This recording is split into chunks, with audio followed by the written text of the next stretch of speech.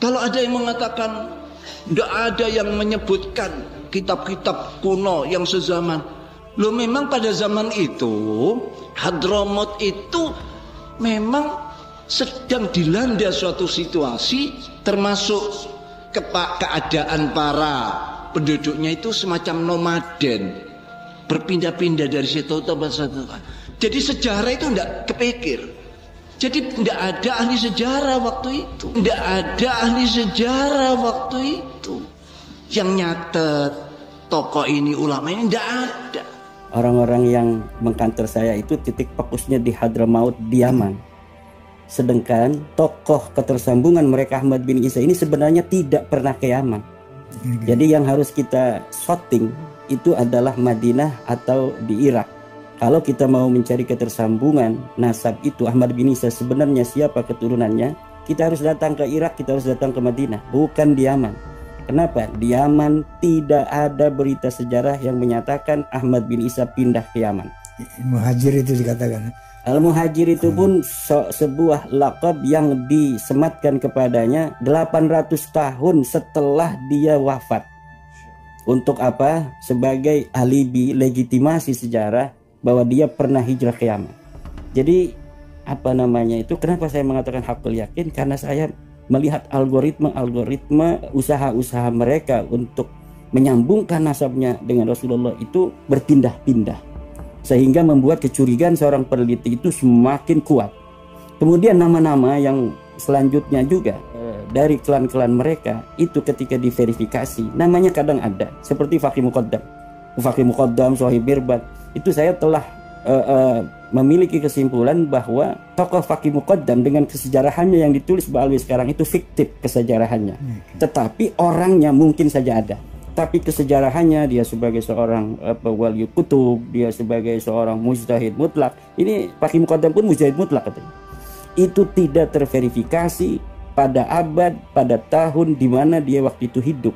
Padahal di sekitar Faqih Muqaddam pada saat itu telah ditulis kitab-kitab yang begitu banyak di Yaman maupun di sekitar Yaman. Jadi kalau ada orang tua kita mengatakan bahwa waktu itu Hadramaut itu dalam keadaan perang, jadi tidak ada kesempatan orang menulis nasab-nasab, itu tidak benar. Di dalam abad ke-5, ke-6, ke-7, ke-8 itu banyak kitab-kitab yang ditulis dari Yaman, dari Hadramaut dan sekitarnya. Seperti kitab Tarikh Al-Musallam. Kemudian Tabaqat Fuqaha Il-Yaman karena Ibnu Samrah itu di abad ke-5. Al-Iqlil karya Al-Hamadani. Kemudian kitab apa namanya itu Tarikh Aden dan sebagainya. Itu banyak ditulis, termasuk kitab As-Suluk fi Tabaqat Al-Ulama wal Muluk di abad ke-8.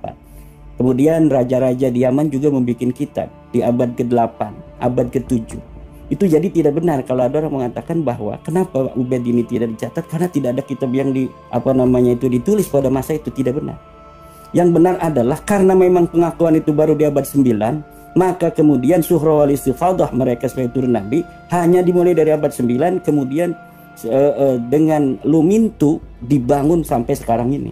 Sehingga sekarang menjadi Suhra wal Istifadah, dan orang yang mengatakan bahwa mereka bukan turun Nabi di akhirnya dibilang sebagai orang yang aneh.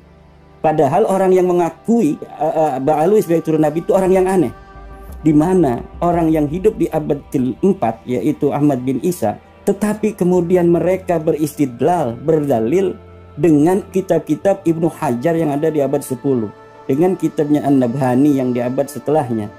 Seharusnya ketika kita ingin mencari ketokohan, apa betul seseorang ini mempunyai anak seorang yang lainnya, adalah di masa di mana dia itu hidup.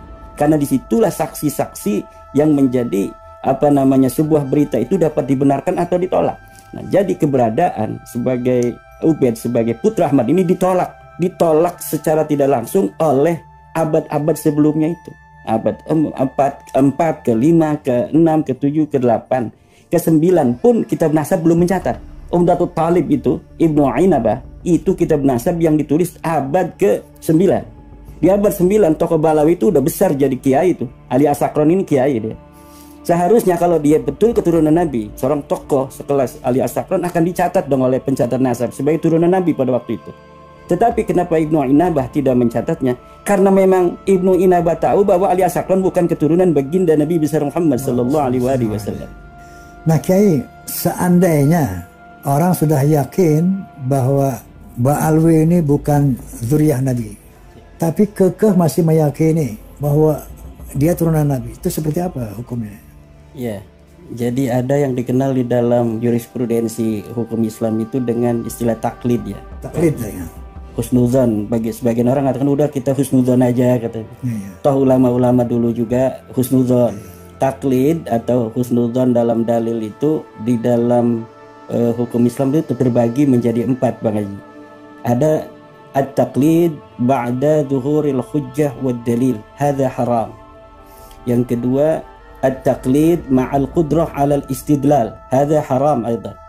Yang ketiga taqlidul awam alladzina la ma'rifata lahum fid dalil, hadza yajuz. Taqlidu man qad balagha ba'd al-ulumi walakinnahu qasirun fi ma'rifatid dalil, hadza jawaz. Ya. Jadi yang pertama adalah taklid ba'da duhuril hujjah wad dalil. Setelah ada hujjah, ada dalil, dia masih taklid. Hadza haram. Haram. Seperti misalnya ada orang mengatakan udah kita taklid sama Ibnu Hajar. Saya sudah lihat kitab Ibnu Hajar, namanya kitab Sabat Ibnu Hajar. Nah, sebagian orang yang membela nasab Ba'lawi itu berargumentasi dengan taklid terhadap Ibnu Hajar untuk mempertahankan nasab Ba'lawi. Nah, ini bertentangan dengan hukum Islam yang telah tadi saya sebutkan, di mana taklid itu apabila sudah adanya dalil tidak boleh kita taklid, hukumnya haram. Nah, karena Ibnu Hajar tidak menyampaikan dalil ketika menyebutkan nama-nama bin-bin itu, maka kita tidak boleh mengambil pendapat Ibnu Hajar itu. Karena dia menyebutkan itu bukan dalam rangka mengisbat nasab, tapi menyampaikan khabar bahwa gurunya yang seorang Ba'lawi itu mengaku nasab seperti ini. Sedangkan saya, walaupun adanya di abad ke-15 Hijriah, itu membatalkan nasab Ba'lawi dengan 100 dalil. Mungkin kalau bisa diurut ada 100 dalil yang saya punya untuk membatalkan nasab Ba'lawi ini. Maka at-taqlid ba'da duhurid dalili wal hujjah ini hukumnya haram. Nah, ada lagi orang yang saya tidak mau membaca tesisnya Kiai Imad. Kenapa? Kalau membaca saya berkonsekuensi gitu. Terkonsekuensi oleh isinya tesis. Makanya saya nggak mau membaca tesisnya Kiai Imad. Nah, ini salah. Apalagi dia seorang kiai. Yang mengatakan ini seorang kiai Bang Haji. Nah, ini ada taklid yang kedua, itu adalah at-taklid ma'al qudrah 'alal istidlal haram.